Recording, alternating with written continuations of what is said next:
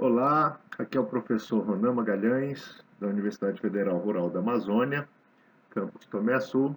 Hoje nós vamos falar nesta videoaula sobre o elemento fósforo. A disponibilidade de fósforo nos solos brasileiros é muito baixa, da ordem de 1 miligrama do elemento por decímetro cúbico de solo ou até menor do que isso daí. Fachin 2005 aponta que mais de 90% das análises de solo do Brasil mostram teores de fósforo disponível menor do que 10 miligramas por decímetro cúbico. Apesar de ser um macronutriente, o requerimento deste elemento pelas culturas, quando a gente compara com nitrogênio e potássio, é menor em relação a esses outros dois macronutrientes.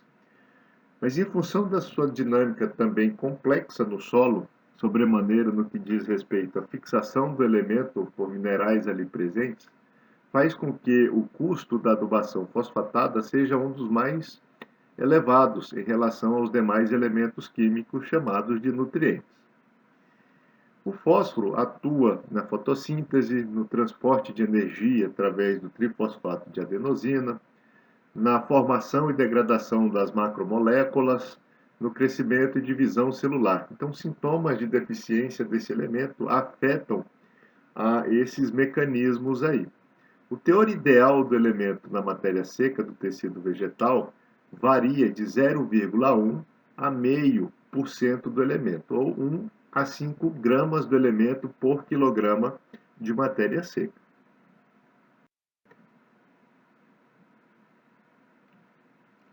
Como eu falei anteriormente, dentre os macronutrientes, o fósforo é o elemento extraído em menores quantidades pelas plantas.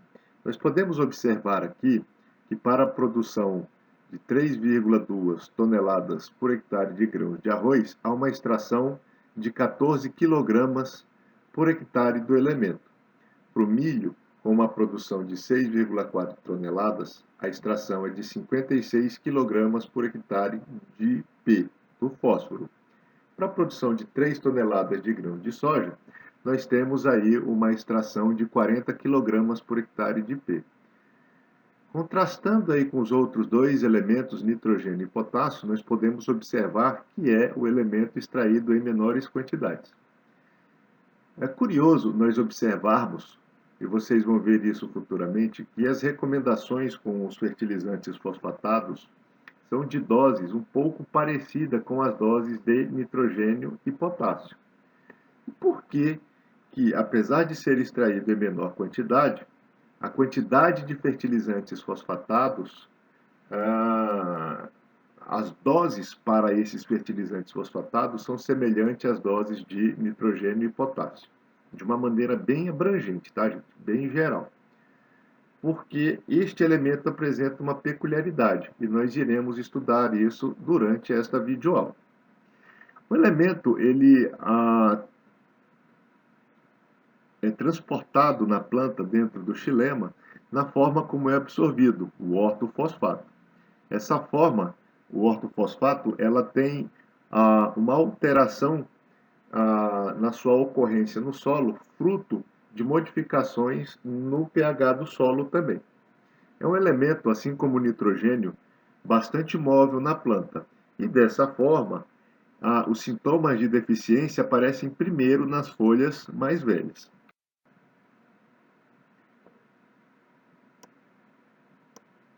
Quais são os fatores inerentes aos baixos teores de fósforo nos solos brasileiros?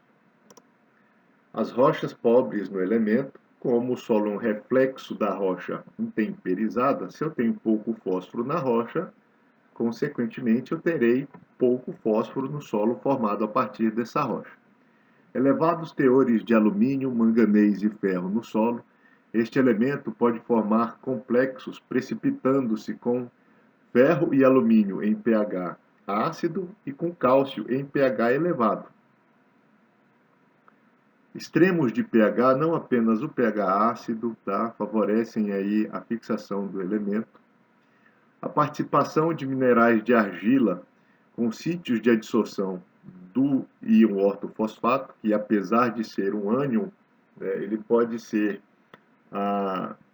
pode fazer parte da estrutura dos minerais, tornando-se mineralogicamente estável, e a utilização de forma incorreta de corretivos e fertilizantes fosfatados. Como eu contorno este problema? Realizando a correção do solo, quando eu aumento a densidade de cargas negativas dos solos que apresentam cargas variáveis ou dependentes do pH, e a principal forma de ocorrência do fósforo no solo é o íon ortofosfato, o ânion, eu promovo a repulsão deste elemento da superfície dos argilominerais. Então é um pouco diferente do que a gente preconiza para os cátions. Os cátions, nós buscamos que eles sejam atraídos pela superfície de troca dos argilominerais para que eles possam ficar armazenados ali temporariamente. Para o fósforo, como ele acontece na forma de ânion, o aumento na CTC do solo promove o seu afastamento desse complexo sortivo. E isso é muito importante para este elemento. Do contrário, se ele chegasse próximo dos sítios de adsorção desses argilominerais, ele pode fazer parte dos argilominerais, tornando-se indisponível para as plantas. Então, a correção do solo, o aumento do pH do solo, aumenta as densidades de cargas negativas, promovendo a repulsão desse elemento no que se refere aos colóides do solo, repletos de cargas negativas. Aplicação localizada do fertilizante. Como ocorre a absorção pelos minerais de argila, se eu espalho esse tipo de fertilizante em área total e promovo a sua incorporação, eu aumento o contato desse fertilizante com esses minerais promotores de adsorção, de fixação. Então, uma saída é aplicar o fertilizante próximo das plantas, que a gente chama de aplicação localizada.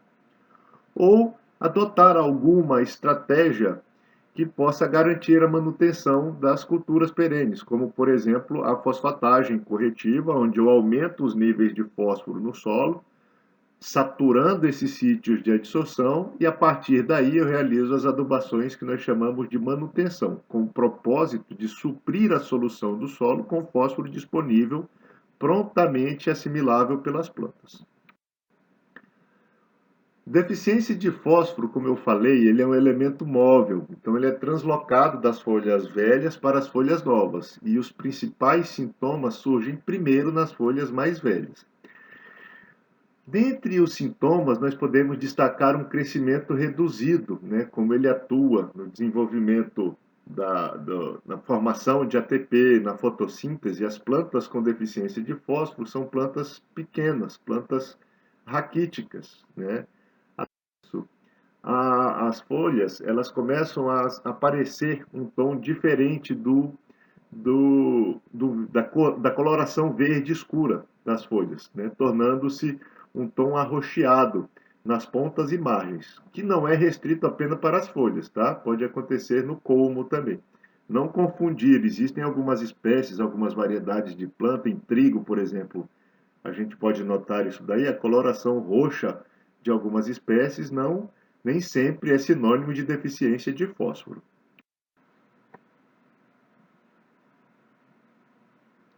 Dinâmica do fósforo no solo. O fósforo pode estar presente na solução e associar-se aos minerais contidos na sua fase sólida. A dissolução deste elemento acontece nos sítios ocupados por hidroxilas, substituindo essas hidroxilas presentes nos octaedros de alumínio. Esse fósforo em equilíbrio com a solução é chamado de fósforo lábil. Ele pode ser dessorvido da superfície desses argilominerais, retornando para a solução, ficando, portanto, disponível para as plantas. Contudo, se a ligação do fósforo com esses minerais que compõem a fase sólida do solo for uma ligação muito estável, nós formamos o fósforo não lábil, o fósforo mineralogicamente estável. Este fósforo ele está indisponível para ser absorvido pelas plantas. Eu consigo aumentar a quantidade de fósforo na solução a partir de fontes inorgânicas de fósforo. A adubação com fertilizantes fosfatados é um exemplo disso aí. As plantas absorvem então o elemento a partir da solução e ele apresenta também uma dinâmica um pouco semelhante ao nitrogênio no que se refere à matéria orgânica. Então, fontes orgânicas de resíduos também podem ser fonte de fósforo orgânico. E através da mineralização, eu tenho a transformação deste fósforo orgânico em fósforo inorgânico. Além disso, pode acontecer o caminho inverso, a imobilização, onde o fósforo da solução, o fósforo inorgânico, pode retornar para sua forma orgânica. As plantas também contribuem aí com o aumento do aporte do fósforo orgânico do solo através da sua decomposição.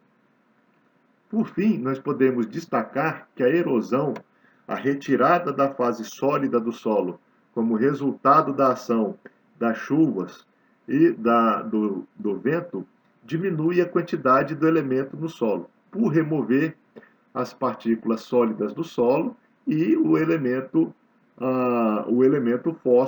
fósforo contido entre essas partículas, por entre essas partículas. Cabe destacar aqui que este elemento tem uma velocidade de movimentação muito lenta. A taxa de movimentação do elemento no solo é lenta porque ele se move por um mecanismo chamado de difusão, indo do meio de maior concentração para o meio de menor concentração. E esse mecanismo de movimentação é um mecanismo bastante lento. Portanto, aquelas perdas que nós falamos para vocês no nitrogênio com movimentação de nitratos não é algo importante para o elemento em questão.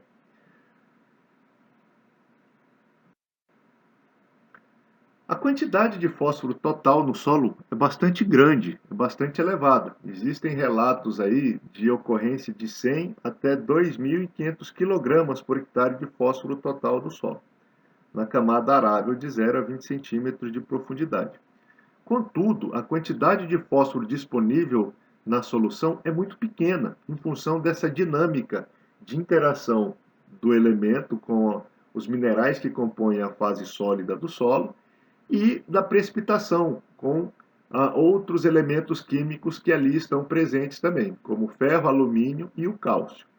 Mas a quantidade de fósforo disponível é muito pequena, variando aí de 100 gramas até 1 quilograma por hectare.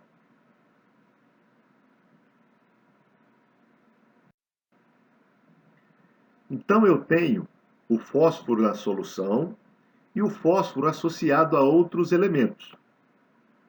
O fósforo ele pode estar adsorvido em minerais que compõem a fase sólida do solo, os minerais de argila, sobremaneira os óxidos de ferro e de alumínio que compõem a fase sólida do solo, e nós estudamos um pouco sobre eles anteriormente, mas ele também pode estar preso, associado a outros elementos químicos presentes ali na solução, como, por exemplo, o alumínio, o ferro e o cálcio. Essa o que nós chamamos de fixação de fósforo, tanto o fósforo precipitado, com elementos químicos em extremos de pH, quanto o fósforo adsorvido na superfície desses minerais que compõem a fase sólida do solo, são o que nós chamamos de fixação de fósforo. O fósforo lábil é o fósforo precipitado com esses elementos ou adsorvido na superfície desses óxidos, mas que se encontra em equilíbrio com a solução. Portanto, este fósforo pode ser o fósforo absorvido pelas plantas, chamado de fósforo lábil. Com o passar do tempo, esse fósforo, seja ele precipitado ou adsorvido, ele torna-se mais estável. A ligação do elemento com os agentes que promovem a fixação ela é mais estável, formando compostos mineralogicamente estáveis. Nós temos, portanto, como consequência, o fósforo não lábil, que é uma parte do fósforo lábil que lentamente, com o passar do tempo, fica mais estável mineralogicamente. O retorno deste elemento para a solução é mínimo e demorado, sendo, portanto, desprezível do ponto de vista de quantificação do fósforo disponível.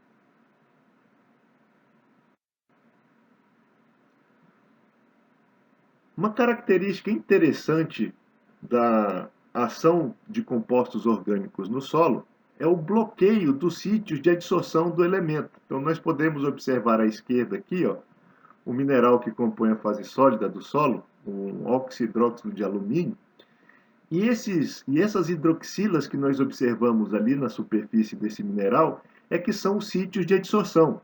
Então, o fósforo ele tem a capacidade de ocupar esses sítios, retirando dali as hidroxilas e ligando-se à fase sólida do solo. Contudo, compostos orgânicos têm a propriedade de bloquear esses sítios de adsorção. Se esses sítios estão ocupados por esses compostos, como o oxalato aqui na imagem, que nós colocamos para exemplificar, quando o íon ortofosfato se aproxima desses sítios de adsorção, por eles já estarem ocupados, não acontece a fixação do elemento. Trata-se de uma estratégia bastante apropriada aí de redução da fixação do fósforo, o aumento de compostos orgânicos ali no solo. Quais são as características que nós podemos citar como as mais importantes para a fixação do elemento no solo? O solo ácido, um solo muito ácido, ele desenvolve menos cargas negativas e, portanto, acontece menos repulsão do elemento. Além disso, o solo que consegue desenvolver cargas positivas na sua superfície de troca irá atrair o íon ortofosfato, por ser um ânion, né? Então, ele atrairia através da atração eletrostática destes elementos, né? Da carga positiva da superfície do coloide com a carga negativa do íon ortofosfato, promoveria essa atração. E isso é ruim. Quanto maior for o teor de argila, maiores serão aqueles sítios de adsorção. Então, o solo argiloso ele tem uma capacidade de fixação de fósforo maior do que o solo provido de minerais que compõem a fração areia da fase sólida. Óxidos de ferro e alumínio, né, também presentes aí na fração argila, são dotados de sítios de adsorção também. Quanto maior for o teor desses óxidos, maior é a fixação de fósforo nesses minerais. Então, solo ácido, solo argiloso, solos com muito óxido de ferro e de alumínio, né, uma característica marcante do solo das nossas regiões aqui, quanto maior for a quantidade desses óxidos, maior é a fixação do elemento. E este é, de fato, o perfil que nós temos aqui nas regiões tropicais, com solos bastante intemperizados, ácidos, elevada quantidade de argila, de baixa atividade e a presença abundante de óxidos de ferro e de alumínio. Aqui é um exemplo da adsorção de fósforo, da fixação através da adsorção nesses minerais que compõem a fração argila do solo. Então, o fósforo ele pode ser atraído ali nos sítios de adsorção, sobremaneira naqueles solos cujo pH é muito ácido e que geram cargas positivas na superfície de troca. Como o íon ortofosfato é negativo, observem aí na figura, lá em cima, H2PO4-, ele é atraído pelas cargas positivas desses argilominerais. Então, solos ácidos que têm cargas positivas na sua superfície atraem o íon ortofosfato. Essa atração, quando ela é muito estável, essa ligação, quando é muito estável, do fósforo com o argilo mineral, com o mineral que compõe a fração argila, ela se torna irreversível. E nós temos aí, portanto, o fósforo mineralogicamente estável, fósforo que não está disponível para ser absorvido pelas plantas. Interpretação da análise do solo e recomendação da adubação fosfatada. Essa é a interpretação das classes de solo para o estado do Pará. Então, nós temos aqui uma classificação para o fósforo no solo que varia de baixo, médio, alto a muito alto. E nós podemos observar que para realizar essa classificação é necessário nós conhecermos o teor de argila do solo. Então é necessária uma análise textural do solo para que nós possamos fazer a classificação do fósforo disponível no solo. Eu trouxe um exemplo aqui para vocês de um solo aqui de Tomé-Açu, onde nós temos alguns atributos que nós iremos empregar na classificação do fósforo deste solo. Observem lá no final o fósforo disponível. Ele é de 1 miligrama do elemento por decímetro cúbico de solo. Qual seria a classificação de fósforo desse solo? Eu preciso conhecer o teor de argila do fósforo, o teor de argila do nosso solo, que no caso aqui é de 34%. Portanto, para realizar essa classificação de 1 miligrama de fósforo disponível por decímetro cúbico de solo, eu vou observar a linha onde a textura do solo é classificada como média. Então, de 15 a 35% de argila. E o nosso solo, ele tem 34% de argila. Logo, observando a linha do meio e sabendo que eu tenho 1 miligrama de fósforo por decímetro cúbico de solo, ou seja, menos do que 8 miligramas por decímetro cúbico, a classificação do fósforo deste solo aqui de Tomé-Açu é baixa. Então, 1 miligrama por decímetro cúbico é o que eu tenho de fósforo disponível nesse solo, um solo com 34% de argila, tá? Então, esta quantidade aí é uma quantidade que classifica este solo com uma baixa quantidade do elemento em questão. Esta é uma classificação empregada pela Comissão de Fertilidade do Solo do Estado de Minas Gerais. Eles consideram, além da textura do solo, o seu fósforo remanescente. Então, eu posso observar aqui, ó, duas partes da tabela, uma separada com a textura e uma outra. Outro exemplo, se eu observar a textura do solo para a classificação do fósforo, se for o teor de argila de, por exemplo, 40%, eu vou observar a segunda linha. Por quê? 40% de argila está entre 35 e 60. Observem a coluna à esquerda, tá? Então, suponhamos que eu tivesse 40% de argila no solo e 40% está dentro do intervalo entre 35 e 60. Se o fósforo disponível ali for de, por exemplo, 5 miligramas por decímetro cúbico, 5 miligramas está entre 4,1 e 8 miligramas por decímetro cúbico. Eu classificaria esse fósforo como baixo. Então, o fósforo disponível deste solo seria classificado como baixo. É o mesmo raciocínio para o fósforo remanescente. Eu vou observar a primeira coluna à esquerda ali e vou escolher uma dessas linhas, dessas 6 linhas, observando o fósforo remanescente que contém contido na análise química do solo.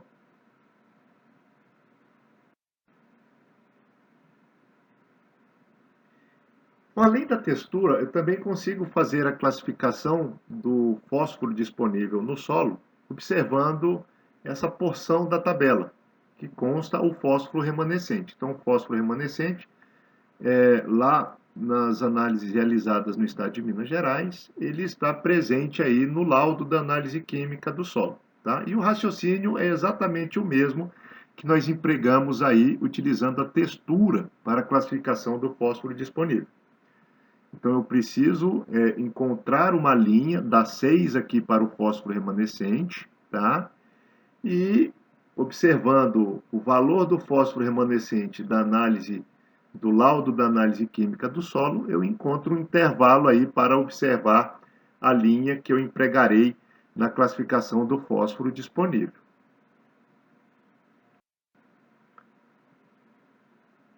O fósforo disponível, ele é determinado misturando um volume de solo de 5 centímetros cúbicos com uma solução que contém 60 miligramas por litro de fósforo.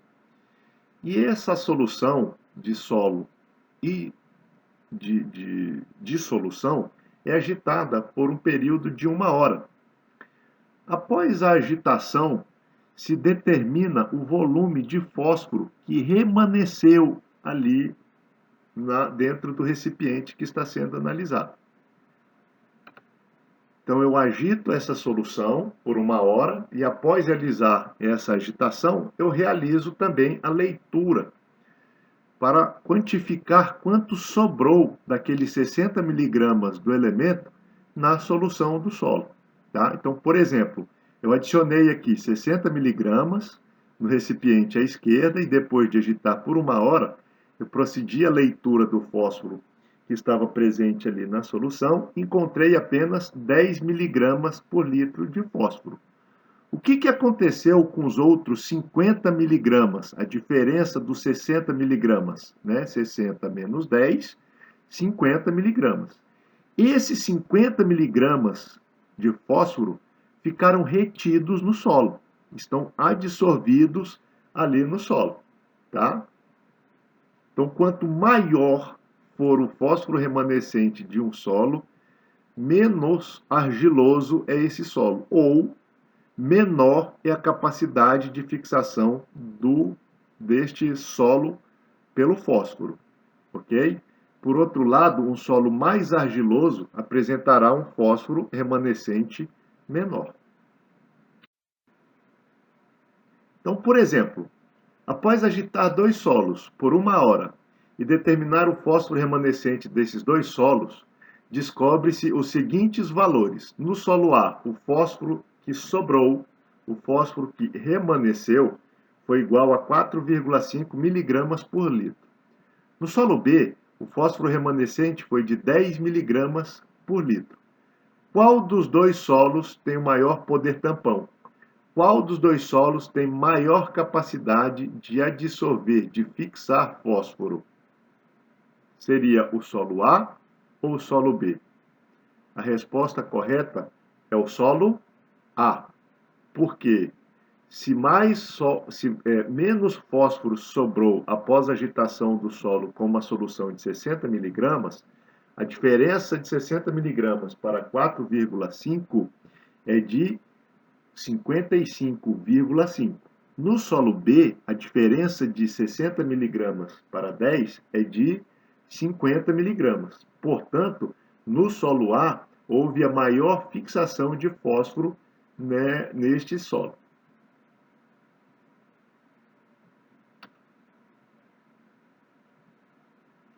Então, quanto menor o fósforo remanescente, maior é a capacidade de retenção de fósforo por este solo.